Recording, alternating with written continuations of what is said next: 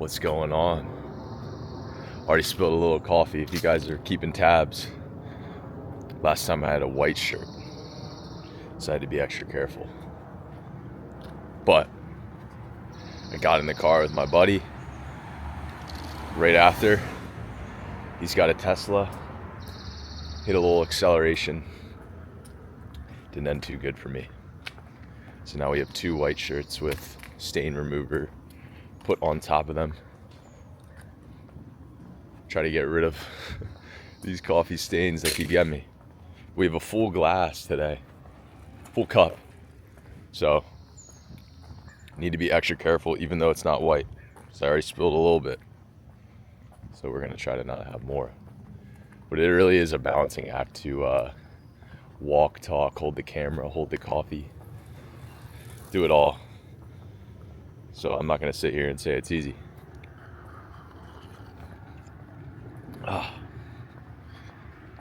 But great day, sunny out.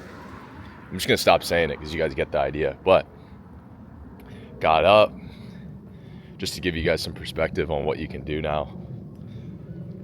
I'm hitting some pull-ups, some dips, starting to inch away at some stuff.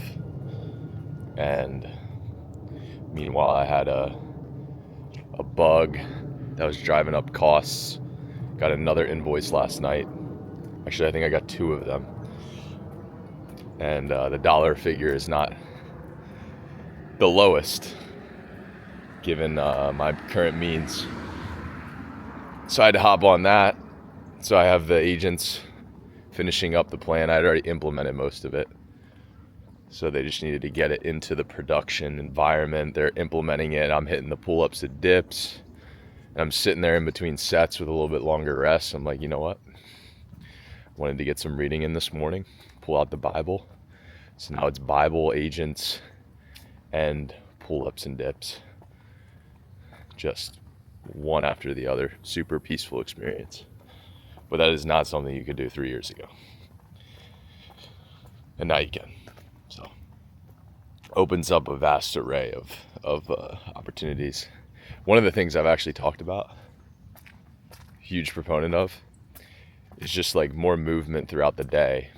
And specifically, I think now that you have agents, you have AI, it gives people more time, allows people to be a little bit more asynchronous with their work, that there will be more and more movement coming back to our natural roots as like hunter-gatherers rather than just sitting at a desk all day. Because I don't know if you're like me, I can't, like, it sucks to sit at a desk all day. Just sit all day, even though I do it. That's what I have to do, and I've done it for 18 hours in a day, longer, repeatedly. It's the worst. And so even getting up, doing a few push-ups, like I used to be in my office, and the head boss of our office, he's like a really popular figure in the space, would be a couple desks over. You have other employees, and I would just take a step back, bang out 10 push-ups. Genuinely could not sit there at a desk all day without moving. So I think that's going to be a big trend, is you'll see more and more people incorporating movement into their day, even if they are at a desk, and you're starting to see that. And obviously there's the tools like the treadmill, the mini treadmill, and some other stuff, but I think it'll continue to expand.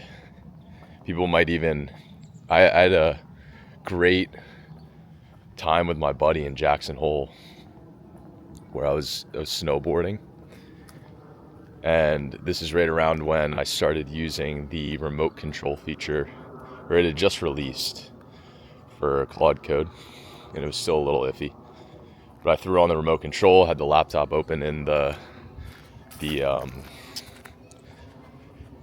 in our room, and then out on the mountain I just had my phone, and while we were going up the lifts I developed a feature that basically would enable you to connect like your Whoop or your Garmin and get your heart rate live.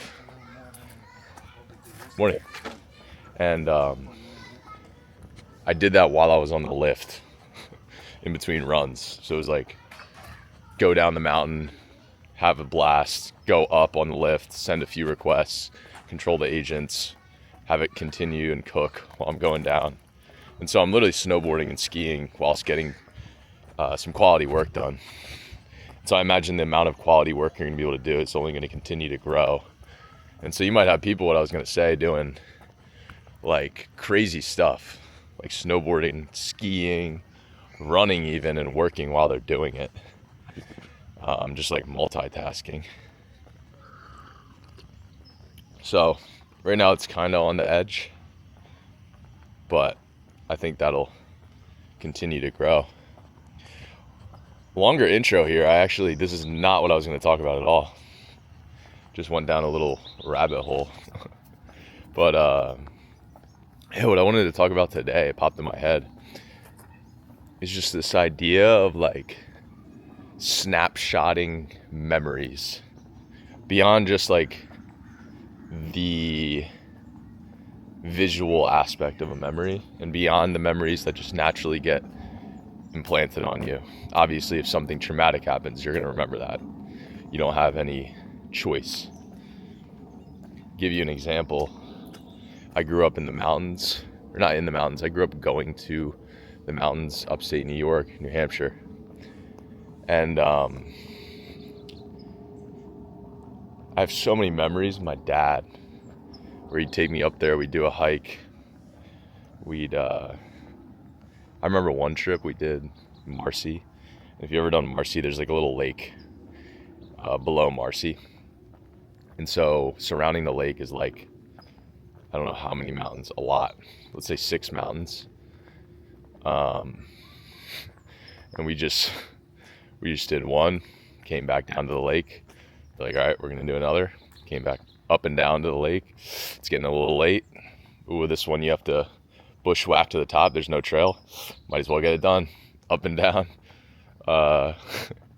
We got back so much later than anticipated. And it didn't go too well with my mom at the time, who was waiting for us to get back late at night. And I was also like, I had to be like 10 looking back at this. But all-time memory sketched in my head. The one I was going to give an example of, though, is one time I was in the mountains. I don't know what mountain we were doing, but did not have too many clothes. Like, I remember distinctly I had no gloves, nothing really covering my head, and it just started pouring right as we were at the top of this mountain. So like kind of opened up, there's less trees, and just pouring rain, wind, like it was howling and it was cold. And I remember just like picking up the pace with my dad going down this mountain for maybe like 45 minutes and just could not feel my hands, just like only could focus on one step at a time in front of me. And again, I was like 10. So that is an example of a memory I will not, I could not have just forgotten or made the choice to remember. My brain was going to remember that one for me. It always has. But on the other side of the spectrum,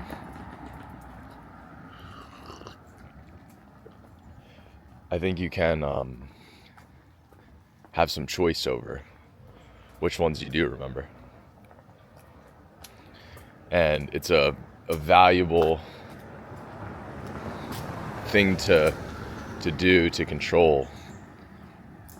I bring it up because this week, specifically yesterday, I had these thoughts that are just painful to think about, like genuinely make my stomach just like churn, and I feel like I almost want to throw up. It's like when you have to throw up but you got nothing there. That's how it feels when I put these thoughts in my head. And so I could just slide them off to the side, try to forget about them, focus on other stuff, and obviously I do that. But these thoughts are actually really, really useful when it comes to certain situations, specifically, let's say working out. I can pull up this thought pattern while I'm working out. Makes me disgusted. And then I can channel that into anger. And I'm not really a fan of anger. Rarely want to be angry, but while you're working out during a set, If you can turn it on, you can turn it on. I mean, that's why you see, if you've ever watched, what's his name? Man, I'm forgetting it. He was like the 5-time Mr. Olympia, 90 to 95. But I'll remember. Just look up Blood and Guts. Dorian Yates, that's what it was. The Blood and Guts made me remember. Look up Dorian Yates training. And he's got this training partner. He's this Australian guy just yelling in his ear. And it's some of the most intense training you'll ever see. And it gets me fired up. Earlier this year, I was watching it over and over and over again when I was training. Just a different level of intensity, and then his trainer is just like yelling at him.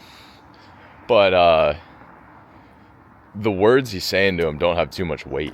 It's pretty much like, come on, Dorian, get the weight up. And they still get you fired up. But if you can find memories that really strike some sort of passion or energy of any kind inside of you, and then you can channel that into your workout, you can channel that into your work, consciously doing it, I think it's a really powerful tool. And what I was going to say about doing this as well is that in my case here, right, I'm constructing this memory, this mental pattern in my head. So it's not something that just like randomly pops up. I'm the one who created it. Similarly, like I've tried more and more when I'm in specific situations that I want to remember or that I can see can be useful. Like say I'm really sad, or say I'm really like agitated, right? For some reason I'm agitated, clearly. That is free energy that can be used in the future. And so instead of just trying to passively like get through it, I'll actually try to sit in and really feel the entire spectrum of all the feelings I'm feeling at that moment, and not just remember the visuals or just remember a glimpse. I try to really like remember how it feels. Another example is like 3 years ago.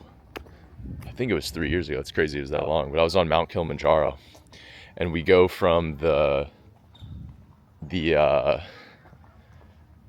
don't know if it's east or west, but we go from the left side of the mountain to the right side. So I'd imagine west to east.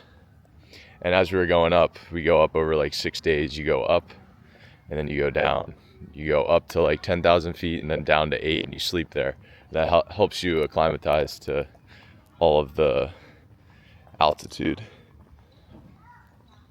And so I remember distinctly getting to 17,000 feet for the first time. And I had done 14ers in the past. I'd been up into pretty high elevations, but I had never been to 17, let alone for that long. And so I remember getting up to 17, and I think someone mentioned Everest, or maybe I thought it in my head. And basically up until that point, I had always been one of those people who were just like, oh yeah, if I really wanted to do Everest, I could totally do it in the future. If I really set my mind to it, I could do it. And when people say things like that, or just any goal in particular, a lot of the times it's easy to speak words and they don't capture the full pain, full struggle, and really what it takes to achieve that goal. And another simple example is like in a book, if you read, I'm reading Dyson's autobiography, one of the best books I've ever read. Super inspiring, incredible grit, and he just like gets through all of this adversity, but in there he'll put little tidbits where he's like, 5 years went by. Morning. He'll put like 5 years went by, and it's so easy to read those words, just 5 years went by. But if you really sit there and you think about it, you're like 5 entire years, 365 days. He was just doing that one task he's describing. It's easy to read through it and just be like, oh yeah, now 5 years are gone. But if you really like sit there and internalize it, you realize how long it is. And so when I'm on Kilimanjaro and it's 17,000 feet up, I sat there and I said, remember how you feel. Remember this, how sick you feel right now, how like not normal you feel. And think about where you have to get to. For Kilimanjaro, it's like 19.5, 19.7 maybe. And for Everest, I think it's like 28. And I was sitting there and I was just like, fully remember this feeling and internalize mentally what it would take to get to 28, truly what it would take to get to 28, and how long you'd have to put up with this feeling. And remember all of this, not just the visual. Remember the feelings, remember these thoughts, really let it set in. And so now when I think back to that, right, I can get a much more grounded, realistic take as to what it's going to take in that if I wanted to truly go after like Everest. Same thing with working out. If I'm running and I'm in a tough workout and I'm getting closer to like race effort, I'll try to sit there and I'll just relax. And I'll try to separate myself a bit from the feelings, the pain. And I'll say, remember this feeling. Remember this feeling so that when you stop and the pain subsides and then you have to go into this again, you're ready for it. You know what you're going to get into, right? You're mentally prepared so that when you get there again, you're ready to go.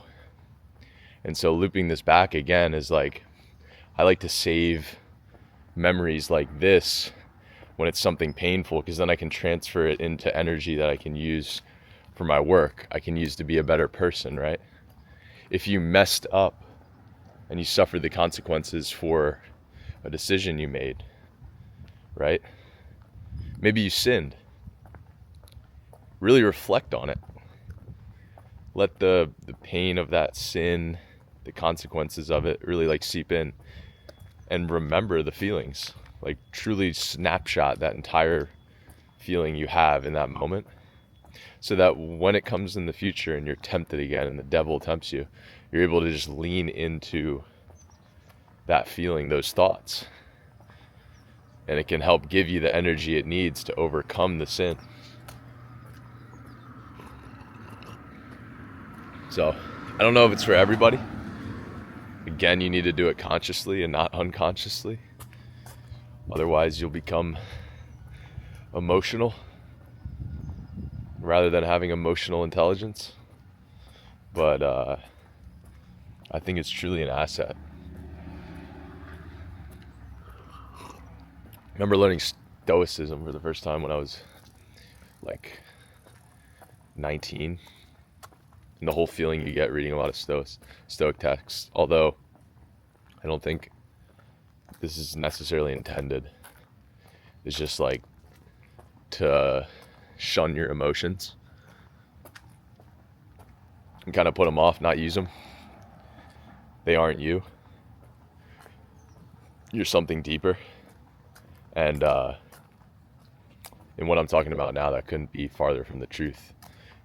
You need to use these memories, these emotions consciously to help drive you and put more energy into the things that you love. Spread more love around the world. So, hopefully some of that clicks for you guys. Have a beautiful day and get after it. And I will catch you likely in 24 hours. Peace.